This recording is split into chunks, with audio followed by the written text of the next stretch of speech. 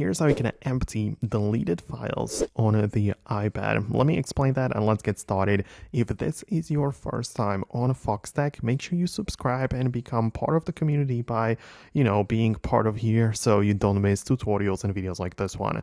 Anyways, most of the apps on the iPad, whenever you delete something, it will not be gone for good, but instead it will be kept in a recently deleted folder.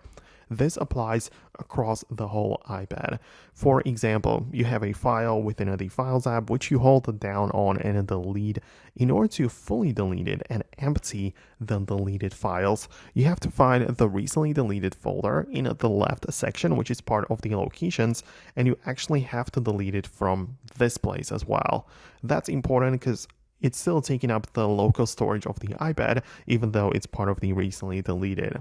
Obviously, after some time, this file is going to be gone forever, but if you don't want to wait like the 30 days or however long it takes, you have to delete it manually, so you just go here and delete it yourself.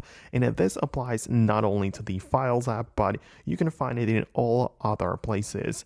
Another common example is the Photos app, where similarly, when you delete photos, they will be part of the recently deleted album and you have to wait again 30 days for them to be permanently gone or remove them on your own. Same thing goes for Notes, Freeform app, and so many other apps which are part of the iPad.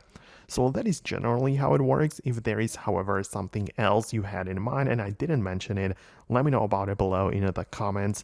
For now, that's gonna be about it. Thanks a lot for watching, and I hopefully get to see you later in the next videos as well.